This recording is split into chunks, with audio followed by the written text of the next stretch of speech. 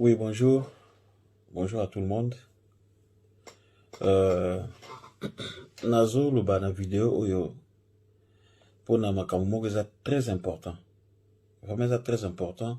Peut-être au tchango kate, mais c'est très important.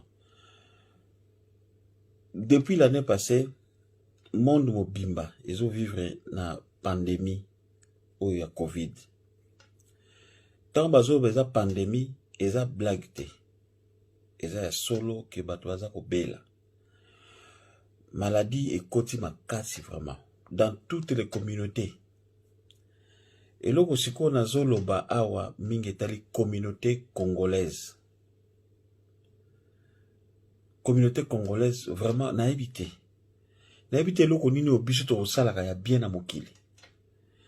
Makambu tout soy congolais simbi yango koma rangai. Et loko tout biso to tsaka maboko na kati ila mukana na tongo komi ngai. Na habité so asala biso ndenge nini. Na habité basala biso na quelle farine ou bien na quel moule. Na habité. Bazo koloba na biso que avant olongwa awa ok na mboka na biso il faut que ça la test.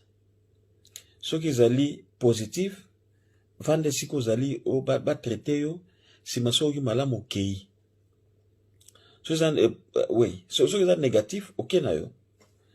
Mais tozo ka moi niveau ya inconscience to ya kindoki o ezana ba congolais, disons les Zaïrois. Bozo ke na mboka na bino. Même si vous avez un kotonga mandaku to somba soki ni je ne sais pas wana za ba vie na bino privé. Et puis mingi bo ki no tala ba famille na bino. Donc vraiment yo ndimi ki kaka po mata na avion. Ozoki no sala sa papier ya moniato. Ozoki no sala sa papier simandaku. Ozo ko lakisake oza négatif na test ya Covid. Pourquoi ko mata avion kende? Bon, nous pesa maladie na ba famille na bino. Est-ce que boyebi ki Kinshasa sikoyo to pardon ni nombre ya ba contaminé eza ko mata ko sakana te. Eza po na bino bato poto bozo ki ko pesa ba maladie kuna na Kinshasa. Pourquoi botika kindoki te? Pourquoi tozaka bato to vaka lokola ba mpuku na placard? Pourquoi to linga te biso ba kongo to zape considérer lokola mboa moko boye pe mukolo na yo amemi na voyage? Biso bengi tozaka lokola ba mpuku to liaka na placard, ovanda to vanda sima placard, so moni mwali pa mki odoni. Donc to lingi ba malamu te. Pourquoi ba congolais nani asala biso?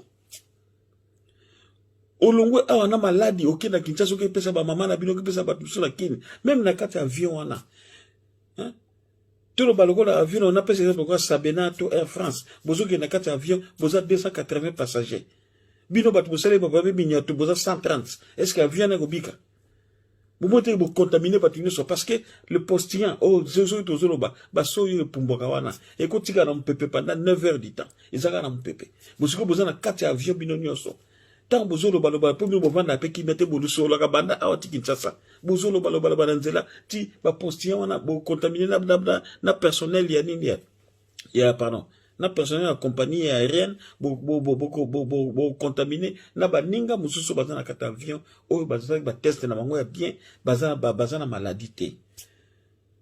Tout wapi ba congolais toza ba nani peuple ndenge nini bo toza na conscience na lo côté ba pesa to kota na makambo nzambe to kumba des autres na église to kota na makambo politique kuna kutu moyen te. Le seul pays dans le monde, na ba pasteur ba oleka na télévision, bazo ba pena bien que toliaka, to kosa na biso bino. Bozo ki ne peka plein chaque dimanche.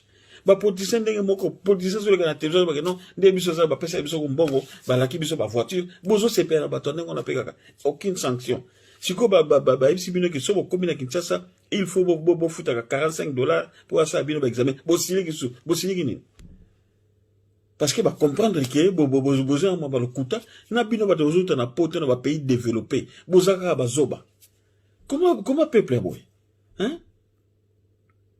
comment peuple boy Congo c'est la chance te hein Congo c'est la chance te vraiment na bato bozo bobino bo finga bato Kinshasa kuna ke bango bazala batana ba retard ma bele bino bo comprendre be mais bino bato boto na pays développé bouti na mboka o mundele mutalinga mbongo akanga na ba stade bato akota na stade te niveau mundele lingela mbongo asali ka kangi ba stade muto akota te mundele munda niveau lingela mbongo azokanga ba izina minene mundele mutalinga mbongo asali pena ke taxe na ye ezala donc ezokota susu te hein parce que ba ebike mais c'est très grave mais c'est très grave la kamboyo biso ba na Angleterre wa semaine passée il y a au moins 8 personnes auto yebi o ba kufi na maladie oyo lelo nazolo ba makamboyo tozali janvier le 13 je crois makambo nazolo ba bino semaine passée kakawa bato ba kufi na Angleterre o biso to yebi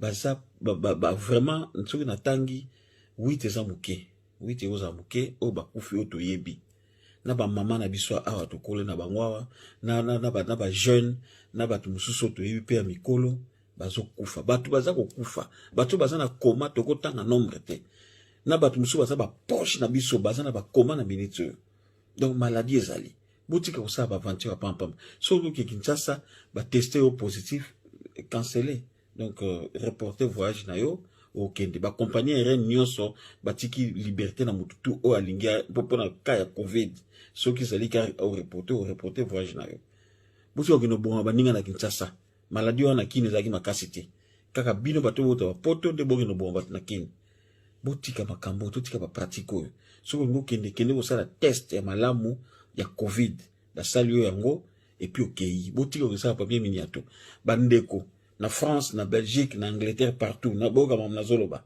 soko moni mutu akio sa papier ya mabe dénoncer funda ye na police tozoluka isa pona likaba vie ya batu nyonso bomoni ngai soki na yebi yo même camarade nanga proche osalisi papier moniato pour voyager na ofunda yo na police il faut te souki sana makambo l'impunité na biso o ya Congo to kola na ngoti bat ba iba ka bosaba ngelo kote to kumba ngoti na bamboka mindela soki na moni yo salisi papier moniato pour que na Kinshasa ya maladie o kosi ko na maladie te na ofunda yo c'est ça vraiment ce qui vidéo et celle battre sur passe bolimbi sangai mais il fallait qu'on a loba merci.